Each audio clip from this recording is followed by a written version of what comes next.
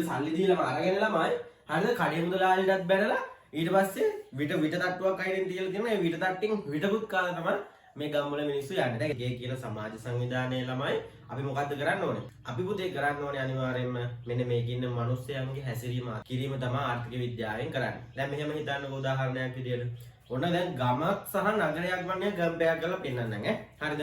ආර්ථික හැසිරීම අපි දැන් අපි යන්නේ කොහෙද? කියන්නේ මේ ප්‍රදේශයේ ඉන්න මෙන්න මේ ආර්ථිකයේ ඉන්න මිනිස්සු මොන වගේද ඉන්නේ කියලා දේ අපි දැනගන්න ඕනේනේ. හරිද? මෙහෙම හිතන්නකෝ. දැන් පුතේ ඔන්න තියෙනවා ලස්සන ගම්මානයක්.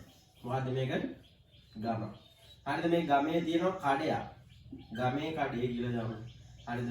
ටවුන් එකේ ළමයි තියෙනවා සුපර් මාකට් එකක්. ඒ බිස්නස් එක අපිට තියාගන්න වෙන්නේ නැහැ. හැබැයි ළමයි මෙතෙන් ගිහින් කොහොමද ගන්නේ බඩු? දැන් මේ මිනිස්සුම යනවා මෙතෙන්. කොහොමද ගන්නේ බඩු? ළමයි අපාඩු කීයද කියන්නේ? රුපියල් 50 කියලා. මේ කඩේ රුපියල් 50ක් තියෙනවා කියලා හිතන්න. මේ 55යි. හරි අඩුවට හරි කොහොම හරි. අය බලන්නේ නැහැ අතර දාගත්ත ගියා ගත්තරම ආවා. හරිද? අන්න ඔය වගේ දෙයක් මේ සුපර් මාකට් එකේ කෙනෙක් සුට්ටක් වෙනස් කරන්න ළමයි සුපර් මාකට් එකේ මම ගමේ ටවුන් එකේ තියෙන සාමාන්‍ය කඩයක් කියන්නකො. මේ ටවුන් එකේ කඩේ මම සුපර් මාකට් එක කියන එක වෙනස් කරනවා. හරිද? සාමාන්‍ය කඩේ මේ කඩේ අයිතිකාරයා ඉන්නවා එතන. කඩ මුදලාලි.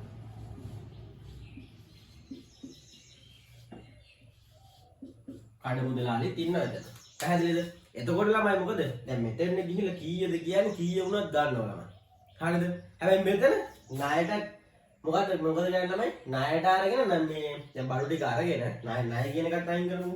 ඔන්න බඩු ටික සල්ලි දීලාම අරගෙන ළමයි හරිද? කඩේ මුදලාලිටත් බැනලා ඊට පස්සේ විට තට්ටුවක් අයින් තියලා තියෙනවා. ඒ විට තට්ටෙන් විටකුත් කාලා තමයි මේ ගම්වල මිනිස්සු යන්නේ. දැන් එතකොට ළමයි ඔතෙන්දී අපි දැනගන්න ඕනේ මේ මිනිසාගේ හැසිරීම අධ්‍යයනය කරන්න දැනගන්න ඕනේ කඩ මුදලාලි.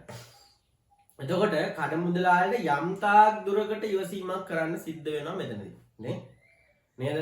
මෙතෙන්දී යම් තාක් දුරකට ඉවසීමක් කරන්න සිද්ධ වෙනවා. නමුත් අපි දැනගන්න ඕනේ අපේ දැන් ව්‍යාපාරයක් ගමක් ඇතුලේ තියෙනවා නම් ඒක නගරයකට අරන් ගියාට පස්සේ ළමයි මේ මිනිස්සයාට බිස්නස් තියෙනවා නම් නගරයට අරන් යන එක වටිනවා.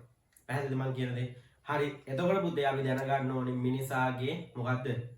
මිනිසාගේ හැසිරීම අධ්‍යයනය කිරීම කියන්නේ අපේ ආර්ථික විද්‍යාවෙන් අපි කරන්නේ මොකද්ද? මිනිස්සයාගේ හැසිරීම අධ්‍යයනය කරනවා. කොහෙද? කොහේ ඉන්න මිනිස්සයාගේද? ආර්ථිකය කියන සමාජ සංවිධානයේ ඉන්න මිනිස්සයාගේ හැසිරීම අධ්‍යයනය කරන විෂයට අපි ආර්ථික විද්‍යාව කියලා කියනවා.